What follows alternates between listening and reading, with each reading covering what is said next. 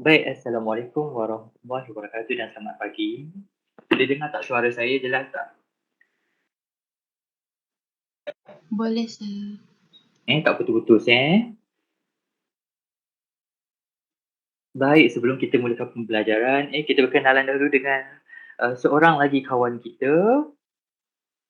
Kita ada seorang lagi kawan baru, sepatutnya kita 24, tambah lagi seorang jadi 25 Saya persilakan Nur Adila Nur Adila bagi tahu nak panggil nama apa Sebab lelaki itu pun ada lagi seorang nama Adila juga. Dia ke. Nur Adila Amira lagi seorang. Okey. Nak panggil nama apa, program berapa, program apa, semester ke berapa, berasal daripada mana. Dan kenapa ambil subjek ni.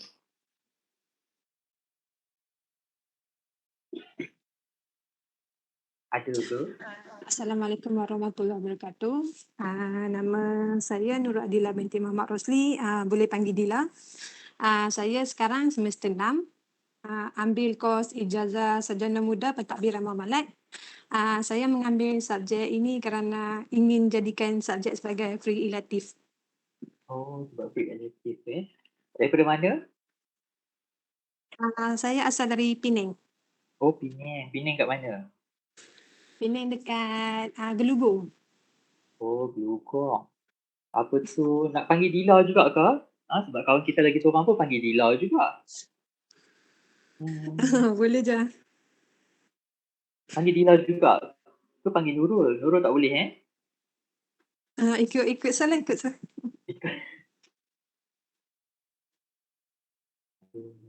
Panggil Nurul lah, no? Sekejap, Ainun Najiha ada? Ya, saya. Ainun Najiha hari tu suruh panggil apa? Saya tak tulis pula. Panggil apa I know. Panggil Ainun. Okey, baik. Ibu mandi tu tu panggil juga.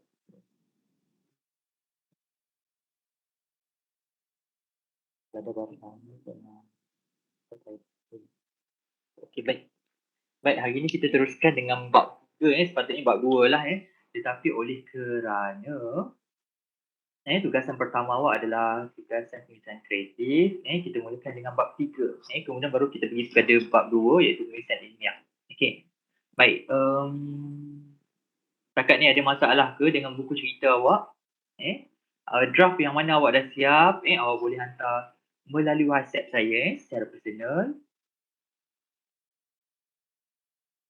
Dah ada cerita ke? Dah ada idea ke belum?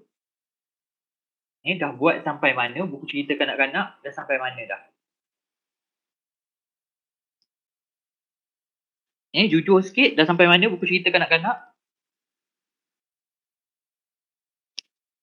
Saya tak terfikir apa pun lagi, sir. Ataupun saya dah siap dah draft, sir. Saya hantar. Ataupun saya dah ada idea nak buat tu. Tapi bila nak nulis tu, saya tak tahu nak cerita pasal apa. Idea tu ada sebenarnya. Okey? Jadi awak yang mana satu? Cuba jujur sikit. Nak dapatkan gambaran setakat mana awak dah buat untuk tugasan pertama tu.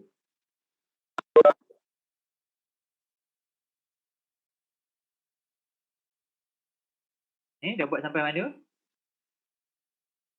Okey, kita ada surat cinta. Saya baca surat cinta satu-satu. Faizal. Faizal, tiada ada lagi. Adin tak ada lagi.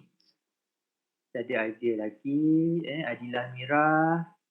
Tak ada Ilham lagi, sir. Okey, tak ada Ilham lagi. Nurul Natasha masih perangan lagi, sir. Tengah cari idea. Okey, masih perangan itu saja. Yang lain bagaimana? Masih berangan Berangan cari idea. Okey. Berangan, tak jumpa-jumpa lagi Yang lain bagaimana? Masih mencari idea. Yang lelakinya bagaimana?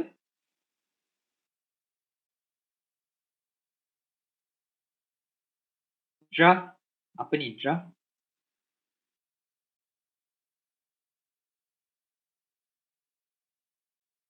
Draft dalam fikiran je, sir.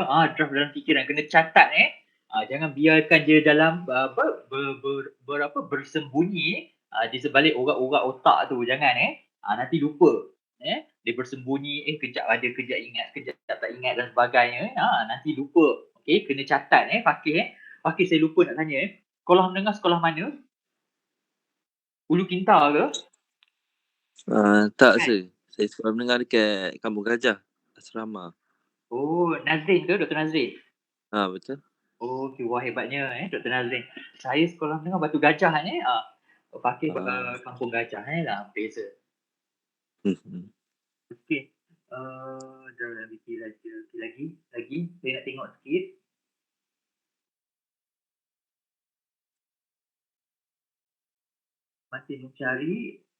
Masih mencari-cari ideanya masih mencari-cari cari kat mana kadang-kadang kita masih mencari-cari itu takut kita mencari dalam loker ke almari baju ke patutlah tak jumpa kena cari kat mana tu, kena betul-betul sikit tempat cari tu.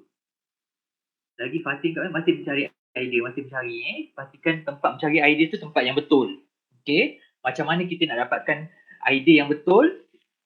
Carilah Google je lah senang je Google tetapi janganlah tengok bulat-bulat daripada situ mungkin kita dapat idea untuk tulis cerita tersebut ataupun melalui pengamatan kita kita pergi bersia-sia di taman ke dan sebagainya nampak kelakuan budak-budak dan sebagainya kita melihat situasi kanak-kanak dan sebagainya ataupun kita nampak sesuatu kejadian yang tidak disangka-sangka pergerakan ataupun perbuatan binatang dan sebagainya mungkin boleh menjadikan inspirasi dalam penceritaan awak. Okey, apa yang saya boleh simpulkan, masih lagi mencari idea maksudnya masih lagi kosong lah okey, kita dah minggu ketiga masa minggu ni minggu ketiga, jadi kena bergerak dengan lebih pantas lagi. Okey, kadang-kadang kita idea ni kita kena paksa juga kena paksa juga kalau dah ada idea dekat fikiran tu kena catat. Okey, sebab saya dah mula bagi draft kan kena catat, harus ada permulaan, kemudian harus ada konflik tak boleh cerita tu mendata je daripada awal sampai akhir. Okey, kat tengah dia kena ada konflik konflik itulah yang menjadikan cerita itu lebih menarik konflik itulah yang mungkin akan memberikan idea yang lebih untuk penceritaan tersebut. Okey, apakah konflik dalam penceritaan tersebut? Okey, ada setengah tu kita dah bagi template kena ada draft dan sebagainya, mungkin dia tak faham konflik itu apa. Okey, jadi dia main letak saja jadi dia tak faham konflik itu apa jadi sebenarnya tak ada konflik pun. Okey, konflik ni satu benda yang akan menjadikan sebab apa cerita itu dihasilkan kenapa cerita itu tajuk ni dan sebagainya. Okey, akan menimbulkan persoalan dan sebagainya. Konflik bahasa mudahnya yang kita faham pergaduhan pertentangan ataupun ada sesuatu kemuncaknya yang akan menjadikan cerita tu sangat menarik lah kenapa kita kena baca cerita itu. Okey, kemuncaknya apa? Okey, janganlah buat cerita tentang ulat bulu makan buah apple. Ulat bulu boleh ke makan buah apple? Okey, hentam je lah hentam ni sebagai sekadar contoh. Okey, tajuknya ulat bulu dan buah apple jadi permulaannya ulat bulu bersia-sia terjumpa buah apple konfliknya ulat bulu makan buah apple. Okey, konfliknya ulat bulu makan buah apple penyelesaiannya peleraiannya kesimpulannya buah apple pun habis. Okey, ulat bulu jumpa buah apple, konflik ulat bulu makan buah apple penyelesaiannya buah apple pun habis dimakan oleh ulat bulu jadi konflik dia tak kena kat situ. Apa benda yang hendak disampaikan sekadar bercerita ulat bulu makan buah apple pun habis. Okey, jadi tak ada konflik dekat situ. Okey, jadi kena cetuskan konflik dia kat situ mungkin dia nak makan buah apple tiba-tiba buah apple-nya dicuri oleh binatang lain ada binatang lain pun datang berebut buah apple dan sebagainya jadi berlaku konflik jadi penyelesaiannya kena cipta satu penyelesaian bagaimana buah apple tu dapat balik kepada ulat bulu tersebut ulat bulu makan buah apple ke tak apa, kita hentam saja ni kita cuba nak bagi contoh saja. Okey, bagaimana ulat bulu tu boleh dapat balik buah apple tersebut. Okey, mungkin ada berlakunya pergaduhan antara ulat bulu dengan satu haiwan yang lebih besar daripada ulat bulu dan dekat situ bagaimana ulat bulu menggunakan kepandaian dia kecerdikan akal untuk mengatasi haiwan yang lebih besar. Okey, secara tidak langsung selain cerita itu bertambah menarik, cerita itu plotnya dah cantik kemudian kita ada percambahan cerita lah kalau tidak kita tak tahu nak cerita pasal apa. Ulat bulu jumpa buah apple, ulat bulu makan buah apple pun habis. Nanti kita nak mencukupkan 800 patah perkataan sehingga 1000 patah perkataan tu tak cukup. Sebabnya kita tak ada idea yang hendak dikembangkan. Sebab itulah kita kena ada konflik. Daripada konflik itu ada beberapa lagi plot yang boleh diperkembangkan. Okey. Minggu ni cubalah cuba dapatkan idea, yang mana dah ada idea tu catat dan cuba siapkan draft tersebut. Okey. Jadi apabila draft tu dah siap, hantar dekat saya melalui WhatsApp. Okey. Secara personal lah, bukan dalam grup kita, secara personal kepada saya, nanti saya akan semak dan saya akan pulangkan semula. Okey. Dekat bawah tu saya akan bagi saranan, okey, ataupun cadangan penambahbaikan. Okey. Mungkin wataknya terlalu banyak, awak sumbat, ada 5 ekor binatang dalam tu, ataupun ada 7, 8, 9, 10 binatang dalam tu, sedangkan ada beberapa binatang tak berfungsi langsung dalam cerita tersebut, jadi saya suruh kurangkan dan sebagainya. Saya akan bagi cadangan dan juga saranan. Okey. Selepas itu barulah awak boleh siapkan buku cerita awak dengan cantik-cantiknya. Okey. Sebab itulah kita nak kena hantar draft dahulu. Okey, kita nak betulkan apa yang tak berapa nak jelas dekat situ. Agar penulisan awak tu menjadi lancarlah penulisan buku cerita tersebut. Okey. Baik, ada apa-apa soalan untuk buku cerita?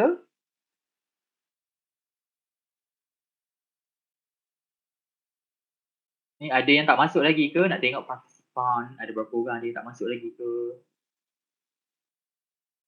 Tak ada soalan?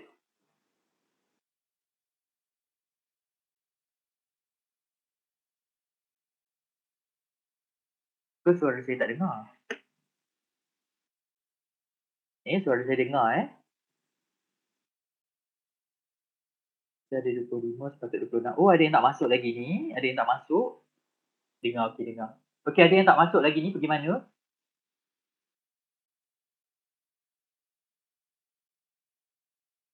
Dua puluh tiga, 22 sepatut ada 3 orang lagi tak masuk. Okey. Mungkin kenal kawan kita yang tak masuk lagi 3 orang, mungkin boleh message dia, ingatkan dia, kita ada kelas dan sebagainya. Mungkin dia terlupa, ataupun dia ada hal-hal kecemasan dan sebagainya. Okey. Sebagai seorang sahabat yang prihatin, message dia, ingatkan dia, kata kita ada kelas. Okey. Nanti tercicir pula dia.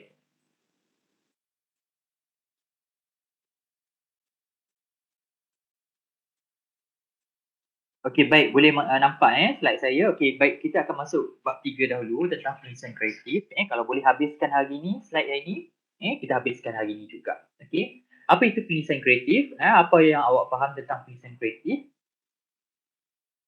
Awak tahu tak penulisan kreatif tu apa? Ayat kefahaman awak sendiri apa tentang penulisan kreatif?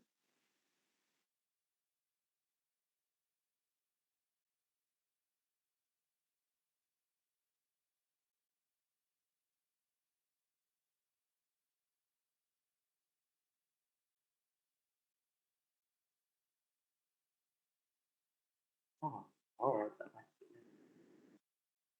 Apa yang awak faham tentang penulisan kreatif? Apa yang terfikir di fikiran?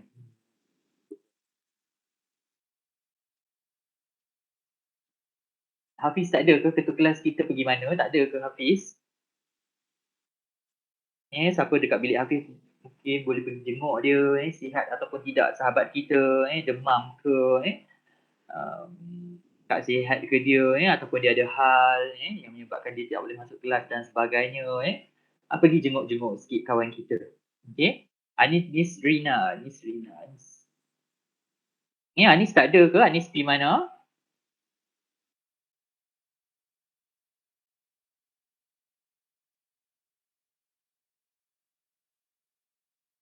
Anis tak dapat dihubungi, sir. Oh, tak dapat dihubungi, pergi mana pula dah?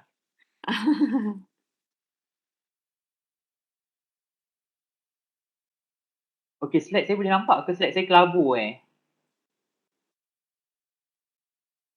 Alah, apa benda loading ni? Ya, sir. Kelabu. Dia kelabu Okey, sekejap.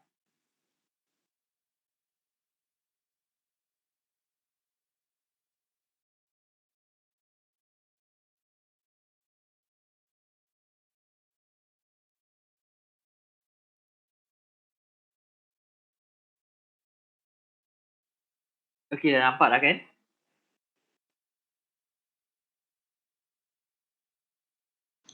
Nampak. Nampak saya. Nampak.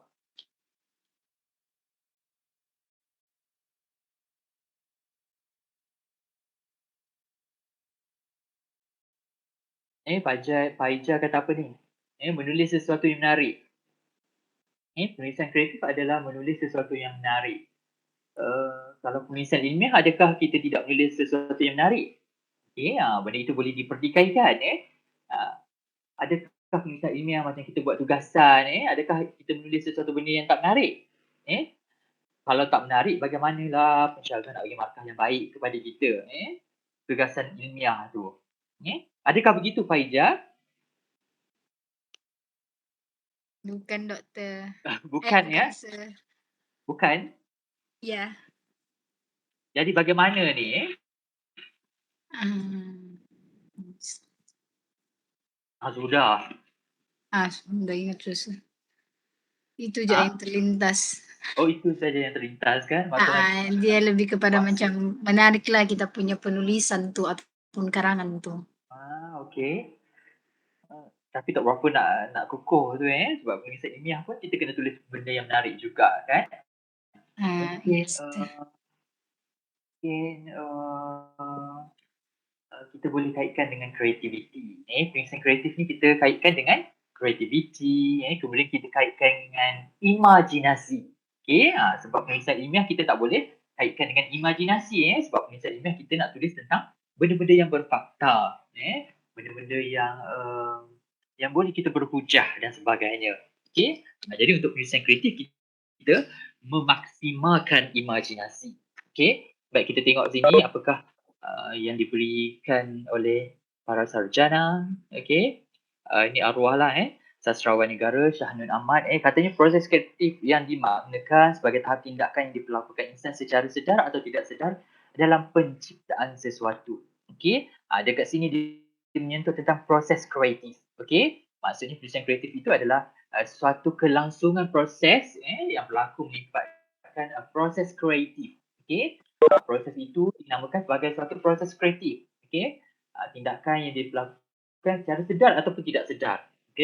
Proses kreatif itu berlangsung sama ada disedari oleh penulis ataupun tidak sedar, dalam menghasilkan sesuatu lah.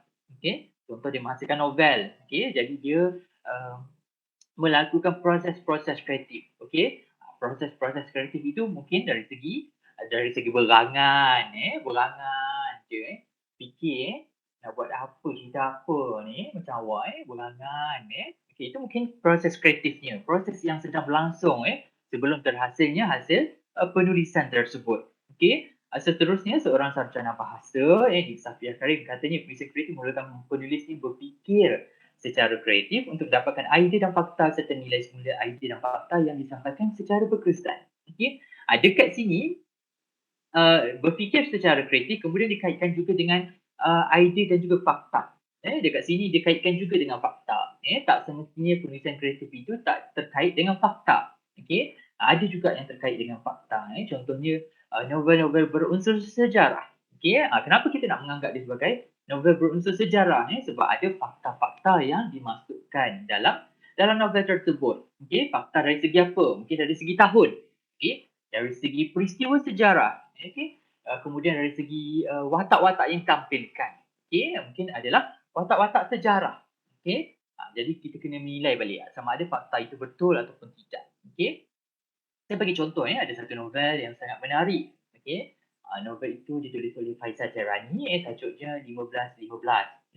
Awak ingat tak kejatuhan Melaka di tangan Portugis pada tahun bila? Bilakah Melaka jatuh di tangan Portugis? Bila?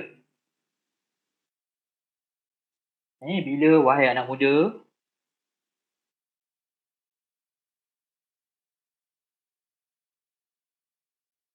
(15-11) Siapakah yang jawab pakir okey.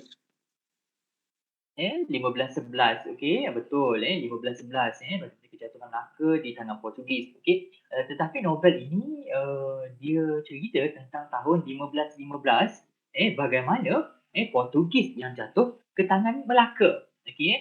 Dan bagaimana dia memanipulasikan fakta sejarah dalam novel tersebut. Okey, dia memutarbalikkan bagaimana kehadiran Portugis ke Melaka, menyerang Melaka tetapi dibalas balik oleh Melaka. Ada satu watak seorang remaja wanita yang bernama Nyemah Mulia. Okey, dialah yang mengetuai angkatan perang dan sebagainya.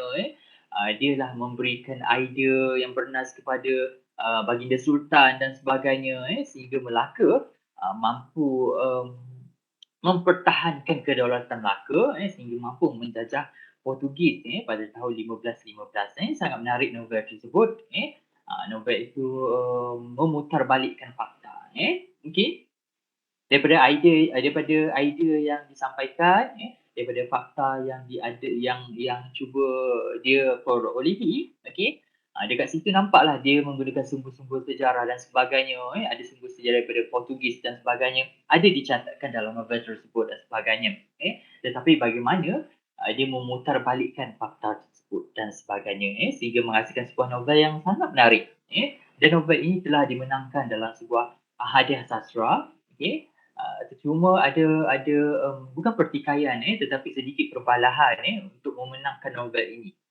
Sebab apa? Sebab novel ini agak terlalu berat sebab sayembara ini untuk khusus novel remaja. Jadi wataknya adalah watak remaja tetapi agak terlalu berat. Akhirnya novel itu diputuskan untuk menjadi sebagai tempat pertama jugalah oleh para juri dan sebagainya, kerana watak yang tampilkan Nyemah Mulia itu adalah watak seorang remaja wanita. Cuma muatan dalam novel itu agak berat bagaimana sejarah dimanipulasikan dan sebagainya. Okey. Dan jarak antara kedudukan pertama dan kedudukan novel yang kedua itu agak jauh lah. Bagaimana proses pemilihan pemenang tu memang agak jauh lah. Dan akhirnya dipilih jugalah oleh panel untuk menjuarai sayembara tersebut. Okey, baik. Seterusnya kita lihat jenis-jenis tulisan kreatif. Tulisan kreatif ni ada dua lah. Terbahagi kepada prosa dan juga puisi. Prosa itu adalah sesuatu benda yang panjang, bernaratif. Yang karangan itu adalah prosa. Manakala puisi itu adalah sesuatu penulisan yang berbentuk berangkap-rangkap. Okey, itu adalah puisi. Macam pantun, ada rangkap-rangkapnya. Gurindam, sajak dan sebagainya itu termasuk sebagai puisi. Okey. Karya prosa bentuk lisan karangan biasa mengandungi jalinan fikiran pengarang. Tiada pola rima. Tidak terikat dengan bentuk-bentuk tertentu seperti pantun dan syair. Penglahiran idea dan prosa lazim berbentuk eksplisit secara naratif. Okey, cara karangan yang panjang-panjang berjela itu maksudnya. Okey, atau deskriptif sesuatu benda yang menerangkan, menjelaskan, menghuraikan ataupun kedua-duanya sekali. Okey. Cara mudah nak ingat yang berkarangan, yang panjang berjela. Tulisan yang panjang berjela itu adalah prosa. Okey. Contoh prosa, cerpen, novel, drama, autobiografi, kritikan esei, jurnal, surat dan lain-lain. Kita pergi secara cepatlah ya. Karya puisi pula, jalinan fikiran pengarang yang telah diubah dengan bahasa indah. Okey. Berirama dengan bentuk-bentuk yang tersendiri. Bahasanya tidak terikat dengan tata bahasa. Puisi dicipta untuk meluahkan perasaan atau maklumat tertentu. Okey. Cuma kita boleh highlightkan dekat sini, puisi dicipta untuk meluahkan perasaan atau maklumat tertentu. Apa yang boleh saya katakan, kadang-kadang tu kita tersilap juga. Okey. Mengklasifikasikan luahan perasaan itu sebagai sebuah puisi. Okey. Tidak benar. Tidak benar. Okey. Luahan perasaan sekadar luahan perasaan saja, dia tak boleh diangkat sebagai puisi. Okey. Sebab puisi ni darjat dia agak tinggi. Okey. Sebab dalam puisi adanya, tengok ni yang pertama, jalinan fikiran pengarang. Okey. Maksudnya ada pemikiran dalam penulisan puisi tersebut. Berbanding dengan luahan perasaan, dia sekadar luahan perasaan, tak ada pemikiran yang hendak disampaikan. Okey. Kalau kita tulis dan kita suruh orang baca, orang akan baling balik. Hang nak suruh aku baca apa ni? Okey, tak ada kaitan dengan aku pun luahan perasaan ni. Okey. Contohnya lah kita putus cinta cinta lah, contohnya sedih kan. Putus cinta sedih, riau 2-3 malam duk riau tak berhenti-berhenti. Okey. Sampai satu ketika kita pun menulislah dekat satu keping surat satu keping kertas A4 menulis kemudian kebetulan roommate kita pun ada jadi kita pun bagilah roommate kita baca sebab kita tahu roommate kita adalah seorang penulis lah contohnya roommate kita adalah seorang penulis jadi kita pun dengan semangat yang berkobar-kobar walaupun dalam kesedihan selepas putus cinta tapi oleh kerana putus cinta itu telah memberikan impact kepada kita sehingga terhasilnya sebuah puisi kononnya hakikatnya sebuah luahan perasaan jadi kita pun bagilah kepada kawan kita seorang penulis untuk dibaca dan akhirnya kawan kita pun marah kita ini bukannya puisi sebab tidak memberi manfaat apa-apa pun kepada aku bila aku baca aku tak faham, bukan aku tak faham tetapi tiada kena-mengena dengan aku pun ianya sekadar luahan perasaan tentang kau yang putus cinta dengan awek kau dan sebagainya tak ada kaitan dengan aku dan aku tak memperolehi manfaat apa pun apabila membaca luahan perasaan kau ini bukannya puisi lalu dia koyak-koyakkan kertas tersebut dan campak balik kepada muka kita jadi kita pun bertambah sedih dahlah sedih putus cinta 2-3 hari 3 malam tak berhenti menangis sekali roommate seorang penulis buat macam tu pula koyak-koyak baling kertas tu dekat muka kita sebab apa itu bukannya puisi tetapi sekadar luahan perasaan semata-mata harus peka harus pandai mengklasifikasikan kalau luahan perasaan ianya bukannya sebuah puisi kerana tiadanya pemikiran ataupun lagi satu tiadanya manfaat yang akan diperolehi kepada pembaca. Baik, yang ni jelas? Ke dah tidur Lena dah? Okey, ni contoh puisi Pantai Syair Gurindam Seroka bahasa Irama Sajak. Sajak adalah puisi moden. Yang lain tu adalah puisi tradisional. Bahasa Irama ni ikut juga kalau kita dalam zaman moden, maksudnya zaman moden lah. Tetapi kalau pengagihan puisi tradisional dan puisi moden, Sajak adalah puisi moden.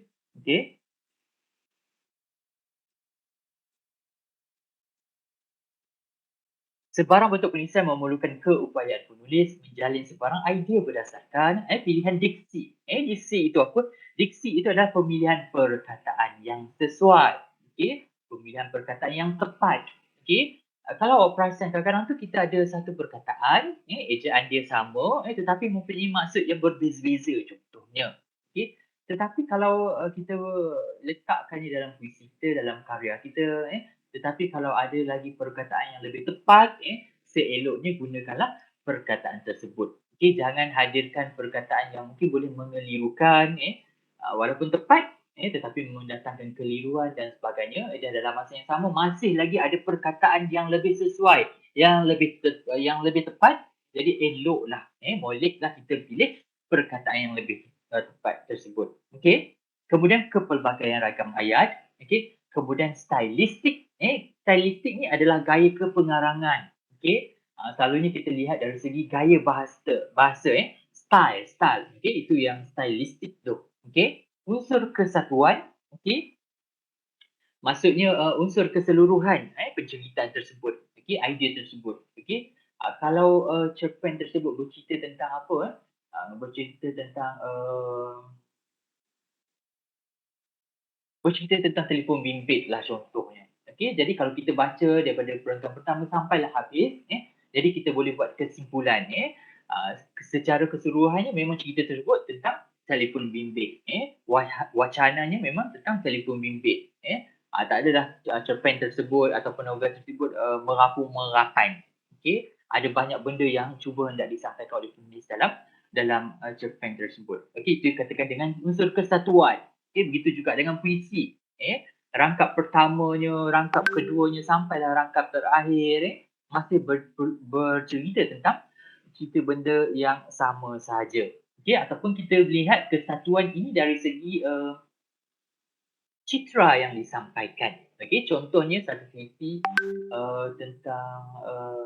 tentang dugaan, tentang kehidupan. Tentang kehidupan, tetapi dia mengambil citra laut, okey.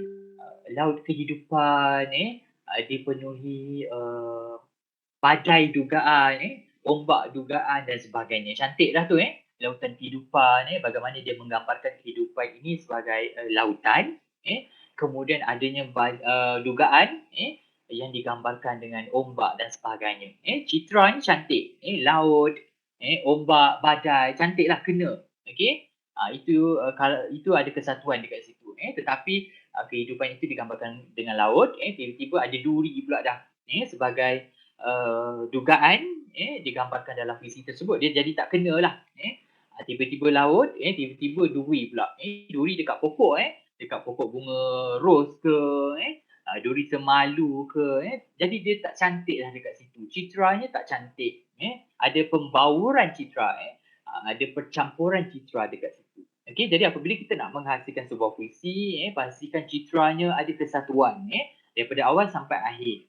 Okey, kita masukkan unsur laut, kita masukkan unsur batu karang ke, ombak, badai dan sebagainya, pohon nyior melambai ke, kenalah sebab pohon nyior dekat tepi pantai dan sebagainya. Okey, jadi ada kesatuan dari segi citra, pemilihan citra, lambang perlambangan yang disampaikan dalam puisi tersebut. Okey, jadi tiba-tiba ada duri pokok mawar pula ke apa, tak sesuai, tak cantik. Okey, secara tidak langsung puisi itu tidak baguslah. Okey, itu antara contoh unsur kesatuan yang kita boleh lihat. Okey, seterusnya pertautan dalam perenggan dan pemerengganan dalam bentuk-bentuk tertentu. Okey, maksudnya dalam satu novel, dalam penceritaan cerpen dan sebagainya, dari satu ayat nak pergi satu ayat, dia ada kesinambungan dia. Tak, bila kita baca pun kita tak rasa benda tu macam melompat-lompat. Okey, benda ini sukar untuk difahami. Tetapi apabila kita baca sesuatu cerita, sesuatu novel dan sebagainya, kita rasa lancar seperti air mengalir. Okey, dia tak rasa melompat-lompat. Okey, itu benda yang buatkan kita rasa tak faham cerita tersebut, yang membuatkan mood kita daripada kita suka baca, tiba-tiba kita rasa dah tak suka nak baca dah. Okey, sebab apa? Kita terasa cerita dia melompat-lompat. Dari segi satu ayat ke satu ayat melompat-lompat. Okey, dia tak ada pertautan dari segi pemerengganan dia tu. Okey, baik, dekat sini faham setakat ni faham? Ke dah tidur dah ni? Maklumlah nak dekat tengah hari ni.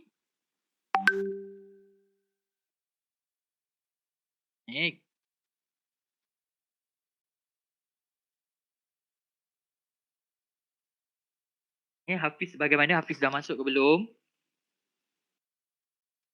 Hafiz tak masuk lagi. Okey, baik. Seterusnya ciri-ciri penulis kreatif. Okey, untuk kita lah, kalau kita nak jadi seorang penulis kreatif, mungkin ada beberapa ciri, kriteria yang harus kita miliki. Okey, baik, terdapat 16 sifat penulis kreatif menurut ni lah, Norden Selat dan juga Isabel Ziegler. Okey. Baik, yang pertama, penulis mempunyai persepsi. Okey, maksudnya dapat melihat apa yang orang lain tidak dapat melihat. Mindanya dapat menembusi masa, ruang dan waktu. Okey, maksudnya dia boleh menulis cerita yang dah bertahun-tahun lamanya. Dia boleh menulis cerita yang mungkin avant-garde, cerita yang kehadapan tahun 2050 ke, ya 2050, 2100 ke, dia boleh cerita, boleh sampaikan ataupun boleh create satu penceritaan pada zaman tersebut. Okey, kemudian dia boleh nampak sesuatu yang orang lain tak nampak. Okey, persepsinya luas. Contohnya contohnya kita melihat daun. Okey, orang biasa akan melihat daun sebagai daun lah. Okey, ini apa? Ini daun. Daun sebagai daun lah. Okey, tetapi kalau penulis mungkin dia melihat daun sebagai satu perlambangan usia. Okey, satu perlambangan usia. Okey, bagaimana daun itu dia bercakap sebagai usia? Okey, awak lihat daun, daun muda dia akan berwarna hijau. Okey, jadi penulis akan melihat ataupun melihatnya sebagai satu lambang usia, daun yang berwarna hijau, maksudnya usia yang masih muda. Kemudian lama kelamaan daun itu akan bertukar color, menjadi kepera-perangan. Okey, dekat situ penulis melihat, memberikan persepsi sebagai usia yang semakin tua. Akhirnya daun itu akan gugur ke tanah. Okey, apabila pada hijau kemudian bertukar warna merah keperang-perangan kemudian menjadi coklat kemudian daun itu gugur ke tanah. Okey, jadi penulis melihatnya sebagai suatu usia yang penghabisan usia gugur dan akhirnya jatuh ke tanah. Okey, bagaimana dia melihat daun itu sebagai suatu lambang usia. Okey, kita kalau orang biasa melihat daun, menganggap daun sebagai daun je lah. Nak menganggap apa lagi kan? Daun sebagai daun. Okey, tetapi penulis mempunyai persepsi yang berbeza. Dia melihat daun sebagai suatu satu pergerakan usia. Okey. Baik, seterusnya mata penulis sama dengan lensa kamera. Okey. Dia dapat capture apa yang dia nampak. Dapat merakam dan mengabdikan apa-apa saja, sama ada konkret ataupun abstrak. Abstrak benda yang dia tak boleh pegang. Yang dia tak boleh rasa. Okey. Tak boleh sentuh lah, rasa tu maksudnya sentuh lah. Rasa boleh rasa, kehadiran dan sebagainya. Okey. Macam angin, tak boleh pegang tapi kita boleh rasa kan. Okey. Baik, jadi matanya seperti kamera dapat menangkap, capture apa saja yang dilihat olehnya. Okey. Sentiasa bersifat segar melihat sesuatu subjek dari sudut yang berbeza, baru dan segar. Okey. Maksudnya dia nak menulis sesuatu dia haruslah menulis sesuatu benda yang fresh, yang orang tak tulis lagi. Okey. Kalau orang menulis tentang banjir, dah banyak dah orang tulis tentang banjir. Okey. Jadi dia kena tulis dari sudut yang lebih segar, yang belum lagi pernah orang tulis. Okey. Dah ramai dah orang menulis tentang apa ya? Tentang kemerdekaan. Dah ramai dah orang menulis tentang kemerdekaan. Tetapi dia kena tulis tentang kemerdekaan dengan sesuatu yang baru. Dari segi penyampaian dia ke, susunan ayat, bahasa dan sebagainya ke, masih lagi tentang tema kemerdekaan, masih lagi tentang klise kemerdekaan, benda yang daripada zaman dahulu lagi orang dah tulis. Jadi kena keluar daripada klise tersebut, dia perlu menghasilkan, melihatnya daripada satu perspektif yang lain pula, agar idea tentang kemerdekaan itu nampak sesuatu benda yang fresh, sesuatu benda yang segar. Okey. Baik, seterusnya manusia yang dengan penuh rasa. Manusia yang penuh rasa. Dapat merasa apa yang orang lain rasa. Okey. Maksudnya rasa kepedulian dia tu tinggilah. Rasa kepedulian, rasa kemanusiaan maksudnya tinggi dalam diri dia. Okey. Sebab dia nak menulis pelbagai cerita, dia nak mendalami perasaan watak-watak yang dia cipta dan sebagainya. Kalau tidak, watak dia akan kaku dalam novel ataupun dalam cerpen yang dihasilkan. Okey. Kadang-kadang kawan kita kan ada prihatin sangat, ada kadang-kadang kawan kita ada sifat-sifat macam ni. Okey. Kadang-kadang tu kita pagi-pagi kan, kita tak bercakap lagi kan, terlalu awal lah untuk kita berbicara pagi-pagi, pukul 6, pukul 7 kita tak mula cakap lagi dan sebagainya Okey, mungkin kawan kita ni terlalu prihatin. Okey, kenapa kau diam je ni padahal baru pukul 7 pagi. Pukul 8 pagi baru nak bercakap apa kita pun tak ada mood lagi pagi-pagi nak cakap apa Belumlah tengah hari lagi, tengah hari tu lain lah cerita.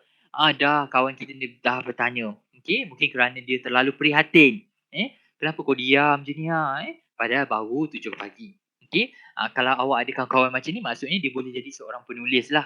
Okey, padahal tak ada apa pun tetapi oleh kerana sikapnya yang terlalu prihatin, terlalu peduli terhadap orang-orang sekeliling dia, jadi sebenarnya dia mungkin ada bakat untuk menjadi seorang penulis. Okey. Baik, seterusnya manusia yang insaf. Okey, untuk menjadi penulis seharusnya seorang manusia yang insaf. Okey, kenapa? Sebab apa? Sebab cerita-cerita yang harus dihasilkan tu kadang-kadang kena beri manfaat. Kita nak menulis cerita tentang kejahatan yang telah dikalahkan oleh kebaikan. Kita nak bercerita tentang orang yang bertaubat, tentang orang yang insaf dan sebagainya okey. Bagaimana kita nak menulis cerita-cerita begini yang memberi manfaat kepada pembaca tetapi diri kita sendiri tidak mempunyai rasa keinsafan itu sendiri. Okey, sebab itulah dia senaraikan dekat sini adalah manusia yang insaf. Okey, apa yang dilihat dari Almi menimbulkan rasa insaf dalam diri dia. Keinsafan disampaikan secara halus ataupun lembut. Okey, seterusnya penulis ialah seorang pahlawan. Okey, dapat menghasilkan tulisan yang bersemangat, banyak berfikir daripada hidup. Okey, kesian dia. Banyak berfikir daripada hidup. Maksudnya seorang pahlawan walaupun tidak memegang pena dia harus menulis sesuatu benda yang memberi semangat kepada pembaca tentang jati diri, tentang semangat kebangsaan, tentang sayang akan negara, cinta akan negara, akan agama, bangsa dan sebagainya. Okey, itulah yang dikatakan pahlawan melalui penulisan. Okey. Sebab itulah dia kena banyak berfikir macam mana dia nak menghasilkan cerita tentang untuk naikkan semangat kebangsaan dan sebagainya. Sebelum zaman kemerdekaan, zaman penjajahan, penulis ni antara golongan yang berjuang melalui penulisan untuk membangkitkan semangat nasionalisme. Okey, melalui novel dan sebagainya. Melalui novel mereka cuba mendidik masyarakat untuk bangun. Okey, untuk bangun mempertahankan tanah air, bangun untuk menentang penjajah, bangun untuk mempunyai rasa mentadbir negara sendiri. Okey, sebab orang zaman dahulu pemikiran mereka lain. Okey, cukup sekadar dapat makan, cukup sekadar menjadi petani, dapat upah, dapat makan sedikit pun jadilah. Negara ditadbir orang putih pun tak apa dan sebagainya. Okey, ada pemikiran-pemikiran yang sebegitu. Kalau golongan wanita, okey, umur sekian-sekian dah kahwin, kemudian duduk di dapur dan sebagainya, tak belajar tinggi pun tak apa. Pendidikan tidak penting untuk golongan wanita ketika itu dan sebagainya. Kerana kehidupan begitu, kehidupan ketika itu, masyarakat ketika itu yang menerima keadaan sedemikian. Okey, jadi adanya golongan penulis yang berpendapat ini tidak betul. Okey, benda ini haruslah diperbetulkan. Okey, jadi melalui penulisan dia cuba membangkitkan semangat-semangat seperti itu, semangat kebangsaan, semangat perlu utamakan pendidikan melalui karya-karya penulisan ini. Okey, melalui novel dan sebagainya. Sebab itulah pada zaman dahulu sebelum kemerdekaan ramai pengarang-pengarang ini yang mempunyai latar belakang pendidikan yang agak tinggi, seorang guru dan sebagainya. Kalau awak masih ingat lagi pejabat karang mengarang UPSI, UPSI sekarang dahulunya ada pejabat karang mengarang. Okey, dekat Tanjung Malim dekat situ lahirnya ramai golongan ilmuwan, guru-guru dan sebagainya, dan ramai juga dalam kalangan mereka adalah seorang penulis, Harun Aminur Rashid contohnya, yang menulis tentang Panglima Awang. Okey, Panglima Awang ini adalah orang pertama yang mengelilingi dunia, orang Melayu yang pertama mengelilingi dunia. Okey, jadi menerusi novel tersebut dia cuba sampaikan, memberikan suntikan semangat kepada orang-orang Melayu lah ketika itu. Okey, dan novel ini sungguh mendapat perhatian masyarakat, sehingga kan orang di Indonesia pun cuba mendapatkan novel tersebut, sebab orang di Indonesia pun orang Melayu juga. Okey, jadi novel itu bercerita tentang semangat bercerita tentang orang Melayu yang pertama mengelilingi dunia. Okey, sangat laris novel itu sehingga kan orang di Indonesia pun cuba mendapatkan novel tersebut. Okey, begitu juga dengan orang Filipina dan sebagainya, sebab dalam novel tersebut ada terkait juga dengan kepulauan Filipina, bagaimana di pengakhirannya penjelajahan Panglima Awang itu ada bersinggah di Filipina dan sebagainya. Okey,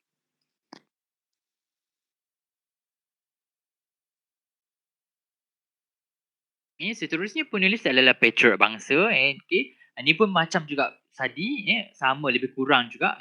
Perasaan cinta bangsa penting untuk kemajuan negara. Penulis adalah manusia yang terbaik kepada manusia yang lain.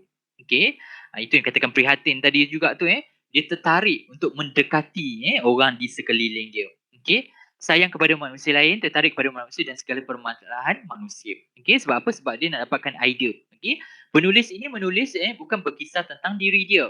Okey, dia bercerita tentang orang bercerai dan sebagainya. Mungkin tak semestinya perkara itu dialami oleh diri dia. Okey, mungkin dia mendapat maklumat-maklumat tersebut melalui kawan dia, dia punya kawan yang melalui proses penceraian dan sebagainya. Jadi dia mendapat idea, dapat dia tahu sedikit proses dan sebagainya melalui cerita yang disampaikan oleh kawan dia ataupun adik-beradik dia dan sebagainya. Okey. Baik, seterusnya penulis menunjukkan tulisannya kepada orang lain. Okey. Maksudnya apabila awak nak menjadi seorang penulis, awak akan menghasilkan sesuatu cerita dan sebagainya, awak tak boleh nak syok sendiri. Okey. Apabila siap sesuatu hasil penulisan, awak harus bagi orang baca. Okey. Sebab apa kena bagi orang baca? Daripada situ orang akan mempertikaikan yang mana okey, yang mana tak okey dan sebagainya.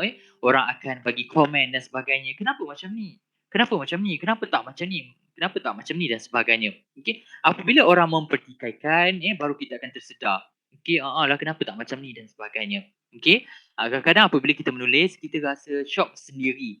Okey. Jadi apabila kita menulis, kita tak sedar tentang apa yang kita menulis itu. Kita sekadar suka saja menulis, dan kita tak nampak lagi apa yang cuba dipertikaikan oleh kawan kita. Jadi apabila kawan kita mula mempertikaikan kenapa begini, waktu itu barulah kita macam terhantuk lah, tersentuh. Jadi kita pun baru sedar, oh iyalah, kenapa tak macam ni Kenapa macam ni? Oh, tersilap dan sebagainya. Jadi kita akan mula edit dan sebagainya, perbetulkan karya kita. Okey? Baik, penulis adalah pecinta bahasa. Okey, kalau kita menulis dalam bahasa Melayu, secara automatik kita adalah pecinta bahasa Melayu. Okey, kenapa? Sebab apabila kita menghasilkan penulisan, kita menggunakan bahasa sebagai wadah penulisan kita. Kalau kita tak cinta bahasa kita, secara tidak langsung kita akan menulis bahasa kita yang tunggang langgang. Bahasa kita tak cantik dan sebagainya dalam penulisan kita. Okey, kadang-kadang tu kita membawakan tema ataupun idea yang klise sangat. Okey, tetapi oleh kerana bahasa kita yang cantik, tersusun dan sebagainya, pembaca tertarik untuk membaca karya kita. Walaupun idea yang kita sampaikan adalah idea yang klise, tidak segar, tetapi oleh kerana keindahan, sedap bahasanya, tersusun bahasanya, jadi pembaca tertarik untuk membaca karya kita. Okey. Sebab itulah kita harus sedar kata-kata mempunyai kuasa. Okey.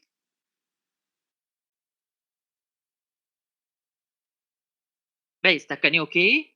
Ni ke dah lena dah, ada yang tidur ke?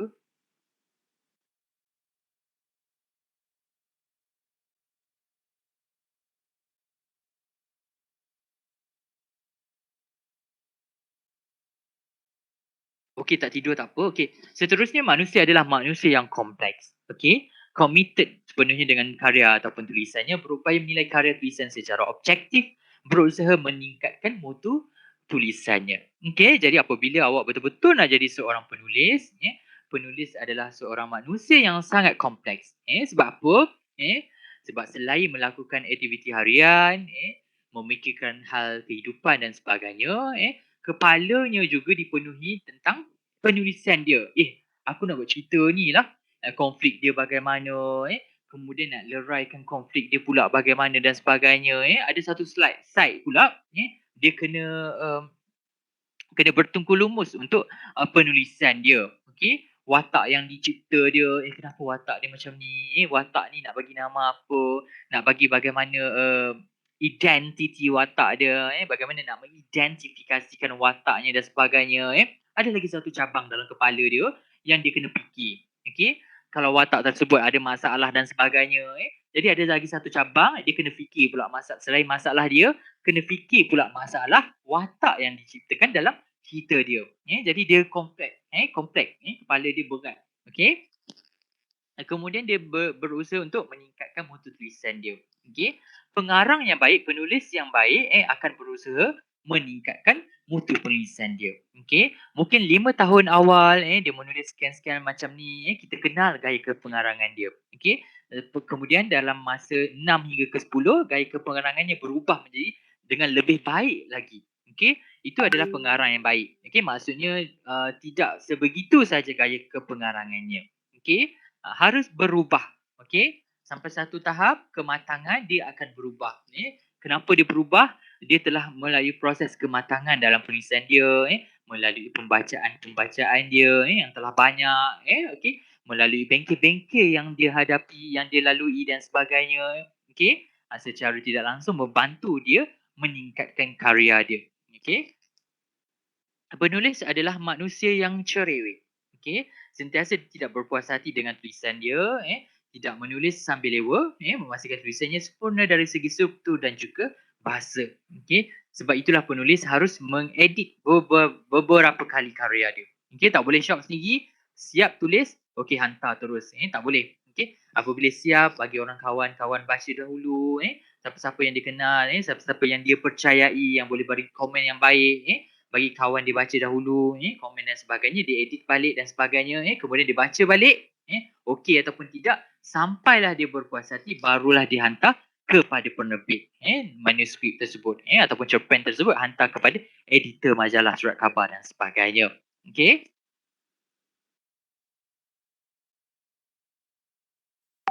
Baik, seterusnya penulis adalah manusia rajin dan tabah. Ya, rajinlah ya, sebab dia kena edit banyak kali, nak kena betulkan itu banyak kali, nak baca balik. Kadang-kadang penulis tu, dia siapkan karya dia bertahun-tahun.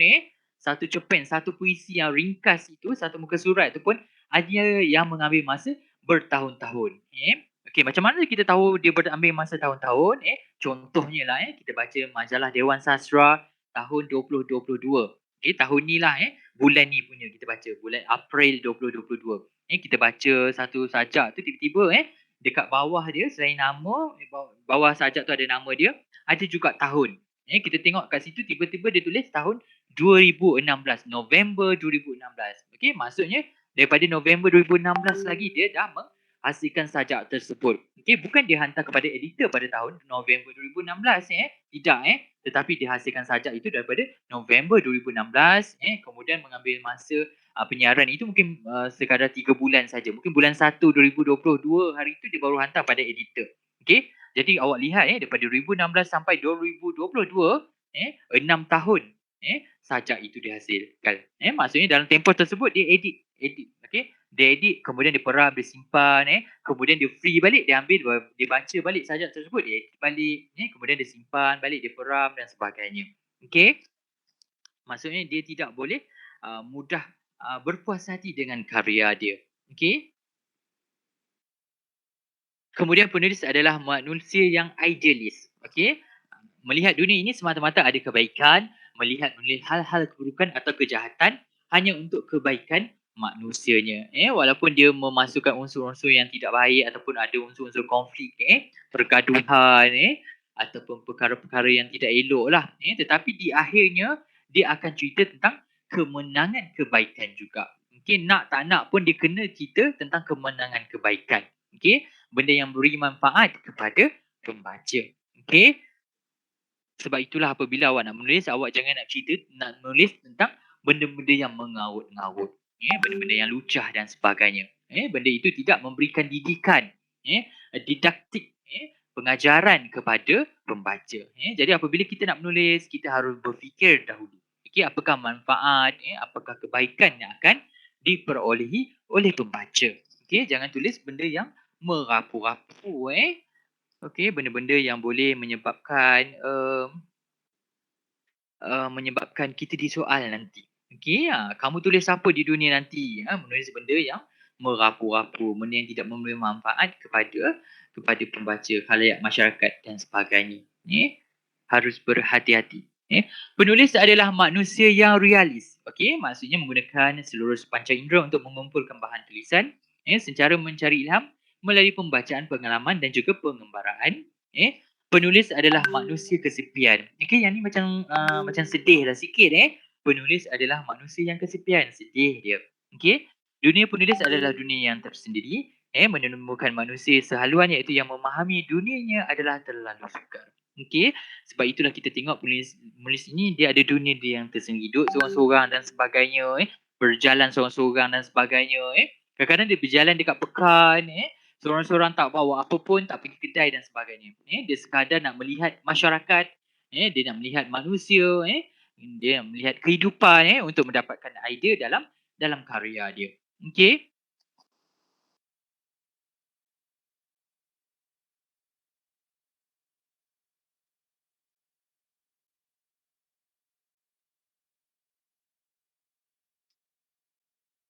Baik, sekarang dah 12.30 ke? Okey, baik, dah 12.30 dah. Baik, ada apa-apa soalan? Saya nak berhenti dekat sini dahulu.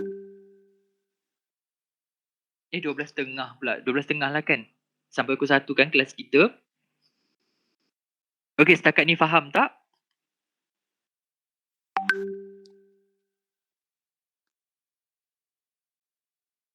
Ada apa-apa soalan? Ya Allah senyap je. Ke tidur semua ni? Ya Allah boringnya sir ni mengajar. Jomlah kita tidur berjemaah. Semua tidur. Macam tu ke? Tengah tidur ke semua ni? Senyapnya. Tak ada soalan, sir. Tak ada soalan. Ya Allah. Faizal ke tu? Siapa tu? Fitria. Oh, Fitria. Letih puasa ke semua ni? Saya cakap seorang-seorang ke? Alahai. Ya Allah itu aku ada kura-kura tu lemahnya puasa tak larat kura-kura berjalan lapar. Lapar Faizal. Faizal kau buka puasa awal kan nanti? Apa Awal doktor? Apa sih? buka puasa awal kan nanti? Pukul berapa buka puasa nanti? 7 kan? 7.28. Dekat kampus di ke? Sabah. Bukan dekat Sabah. Jam 6 jam 6 sir. Jam 6 kan? Pukul 7 Ya, kau. 6:16 minit. Sini baru pukul 7 lebih. Iya, lama lagi. Yang lain ada ke tak ada ni? Akmal ada ke tidak ni? Akmal ada ke? Saha ada ke tak ni? Dini ada ke? Dini ada? Saya ada. Ada. Ada. Okey ada. Okey ada Takut tak ada lah Cakap seorang-seorang takut juga no. Okey baik. Kalau tak ada apa-apa soalan, ada tak soalan untuk tugasan? Okey. Kalau tak ada untuk ni untuk bab 3, ada tak soalan untuk tugasan?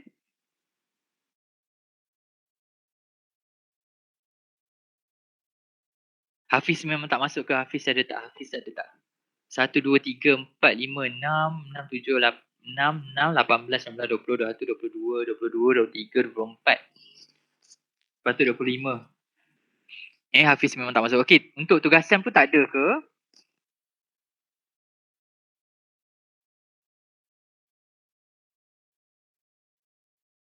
Okey baik. Kalau tak ada, Setakat ini tiada sir. okey setakat tiada ini soalan tiada. lagi. Okey tiada. Ya. Okey.